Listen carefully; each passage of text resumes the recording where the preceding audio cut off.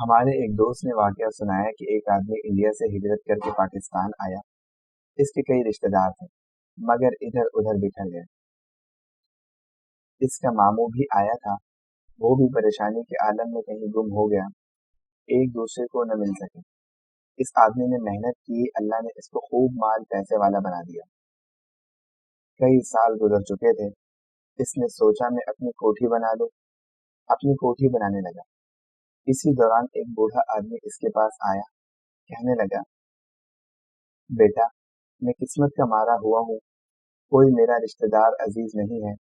तेरे यहाँ चौकीदारी करूँगा तो मुझे कुछ खाने पीने के लिए दे देना, गरीब परवरी भी होगी।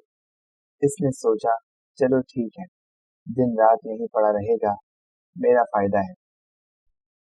इसने कहा, बूढ़े मियाँ, आप इधर बैठ जाया करो, मैं आपको इतने पैसे दूंगा।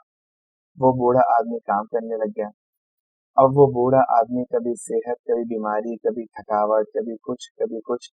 जब इसे किसी काम में देर हो जाए तो नौजवान इस पर बरसने लग जाए, कोसने लग जाए कि ऐसा है तू वैसा है। वो बूढ़ा आदमी बेचारा रो पड़े। ये आदमी फिर किसी गलती पर इसको डांटे तो वो बूढ़ा आदमी फिर रो पड़े।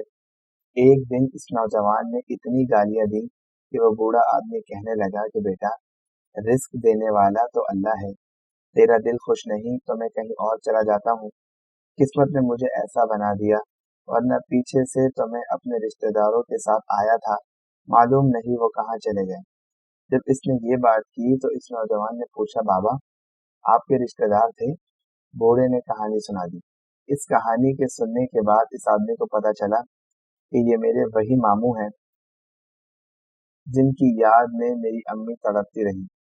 अब पाँव पकड़ लिए और कहने लगा कि मुझे माफ कर देना मामू, मुझे माफ कर देना, माफ कर देना, मुझसे गलती हुई, मुझसे कोताही हुई। ये सारी कोठी आपकी है, जहाँ चाहे तशरीफ ले जाएं। इसने कहा, ना ना बेटा, मुझे औकात का पता चल गया। नौजवान को एक चीज से वाकियत नहीं थी, बर्ताव कुछ और था। जब इसका एहसास हो गया, अब बर्ताव कुछ और है। अब कदमों में पड़ रहा है, जिससे पहले ठोकरें लगा रहा था। यही इंसान का हाल है कि जब तक इसे अल्लाह रब्बुल इज्जत की मारिफत नसीब नहीं होती, जानवरों की सी जिंदगी गुजारता है।